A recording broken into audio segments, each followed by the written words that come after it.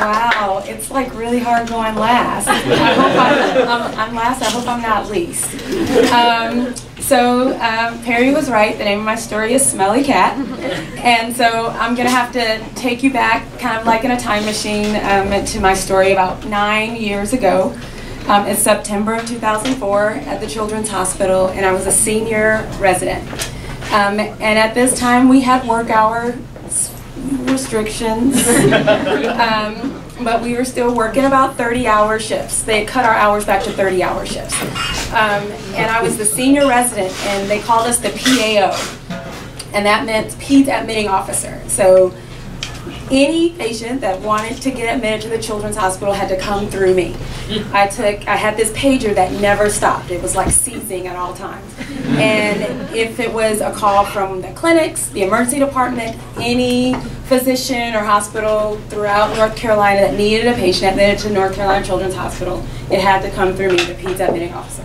And I was on call every 4th night. And so when I took call, that's all I did all night was admit patients, oversee the admission of patients, and I had 2 interns that worked with me, and it was just grueling. It was exhausting. It's probably one of the busiest months of my entire life.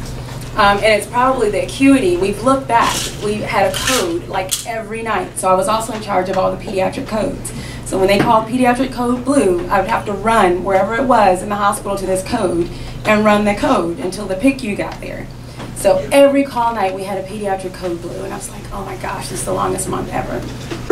And so I had defense mechanisms, and my defense mechanism, it varied, but I was like, we're gonna have a good time. We had the best 2 interns ever who are now attending. One's actually a PICU attending, I think duly trained, appropriately so, happened to be on call with me as their senior, and another one's a hospitalist now, but these are my interns. I was like, you know, it's hard, it's grueling, we're gonna have fun every night. And so I varied it. Sometimes I'm like, okay, tonight we are eating real food. Tar Heel Takeout is coming up here. We order food. I was like, who is ordering food? Sometimes we order cakes. We did, man. You order cakes. They deliver cakes from. I was like, we are making it through the night. Whatever to make it through the night. And kind of my theme, I was like, you know, we just got to make it through until the king comes back in the morning, keep them alive until 7:45. Some people have heard that. John Meyer, capstone course, was my intern.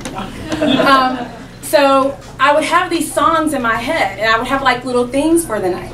And this one particular night, I couldn't get this song out of my head. It was Smelly Cat. And if any of you know it, Smelly Cat is a jingle written by the character Phoebe in Friends. Has anyone ever heard of this song? All right. So for those of you who don't, you have to know it. So the theme is Smelly Cat, and the chorus goes, smelly cat, what are they feeding you?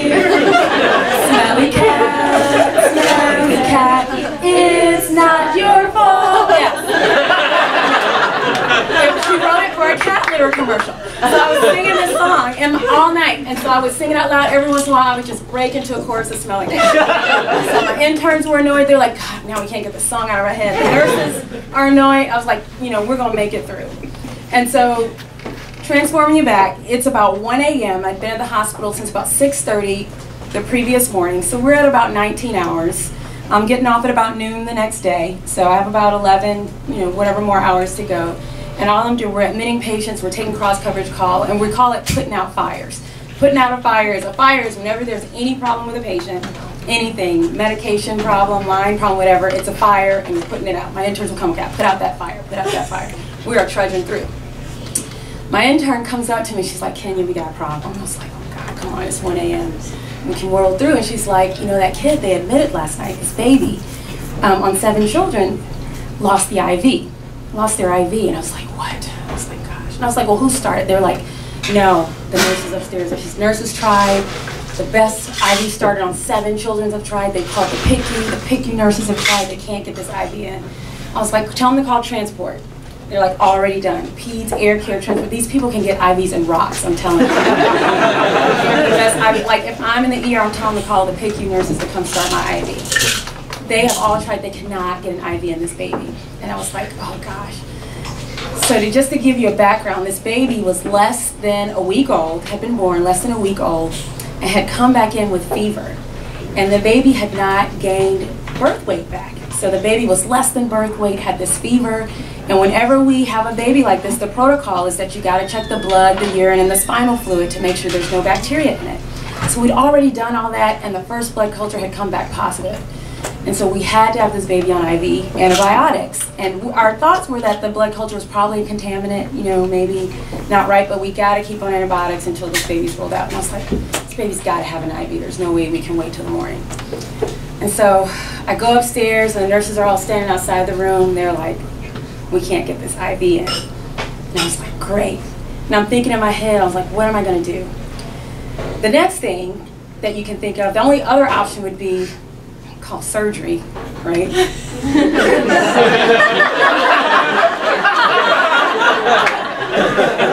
don't know if I want them placing my lines. Sorry, but I know, I was like, I can't get in the morning. My attendant get here and ask me how I let this baby stay with a line overnight. And I know the first thing the surgeon's going to ask me on the phone at 1 a.m., that's the next thing, you don't want to wake up an attending surgeon at 1 a.m. without a good reason. It's going to be like, well, have you tried? And I'm not going to say no. I was like, I can't say no, right? And so I was like, okay, I got to try. I'm the senior in-house. Right. And so I'm like, I'm thinking about how to stall, right? And I'm standing outside the room. I was like, okay, you know what? Let me go procedure room and get the materials. Nurse was like, nope, I got it. It's in the room. It's waiting for you. I was like, shoot.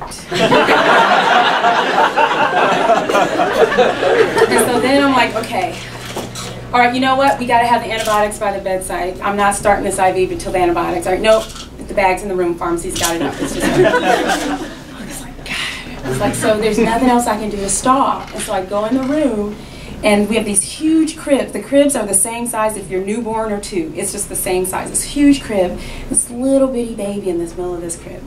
And I was like, oh my gosh, this is like getting worse. But I got my game face on, like I'm the senior in charge. And I got my white coat, I'm like, I can do this. And then I see the parents, and they're like, they almost look as thin as the baby. Like they are like, they're exhausted, their eyes are sunken. I could tell the mom has been crying, and they're literally like leaning on one another, holding themselves up there. So their new baby was exhaustion, just anyway. Their baby's sick and has been readmitted.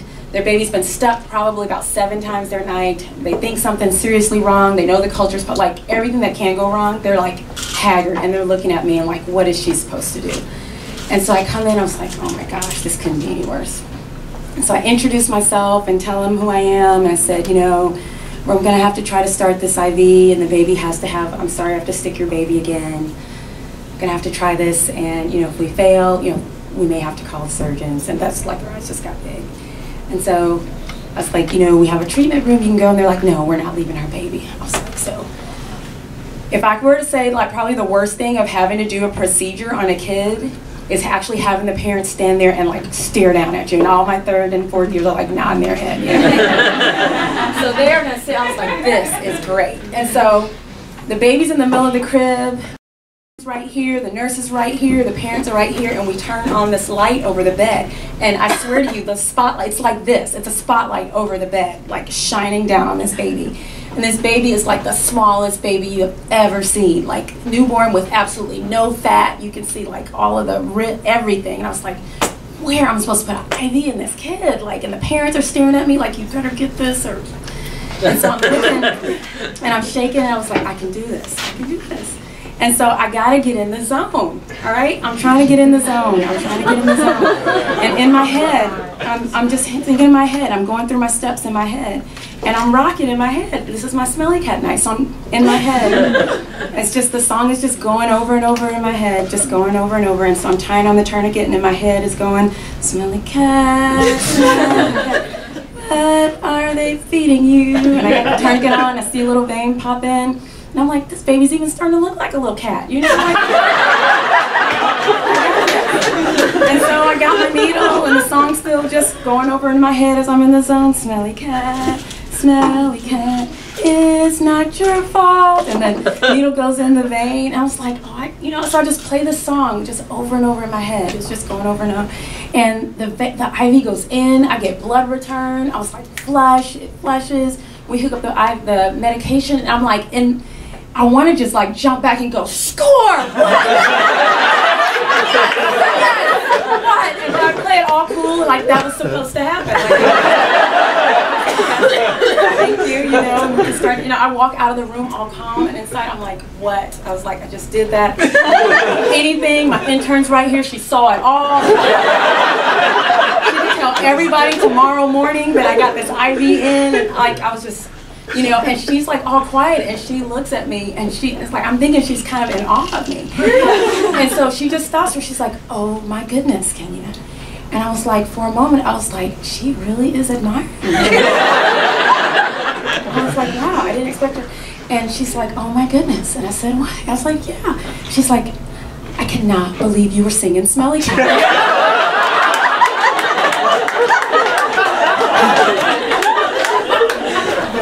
so I looked at her for a moment, I was like, and I didn't even get it. And I was like, what are you talking about? She's like, you were singing Smelly Cat to the baby in front of the parent. And I said to her, I was like, you heard me? She's like, everybody heard me. You were singing out loud. And I was mortified. I was like, no, I was. She's like, yes, you were. And I was like, oh my God, what did the parents do? They were like, they were just staring at you. They couldn't believe it. I was like, are you sure? She's like, yeah. And I was so mortified. I was too scared to go back to the room. I was like, should I go back to the room? Should I apologize? I was like, and the nurses, I called back up to them. They were cracking up. The nurse like played it cool, but like she left the room and told everybody the nurse that Kenya was calling this baby Smelly Cat while she was starting the IV.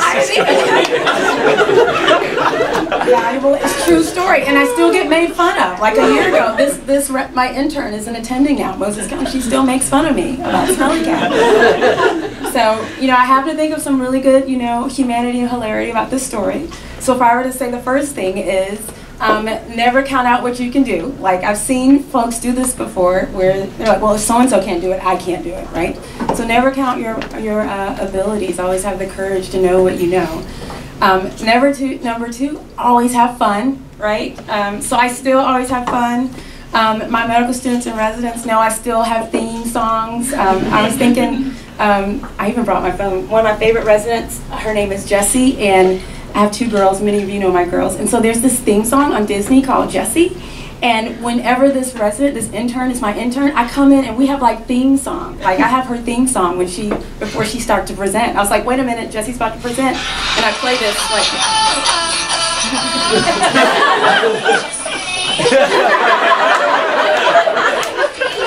So I think my medical students last block were like, oh, she's kind of psycho. But before she presented, I was like, wait a minute, Jessie's theme song, now you can present your patient.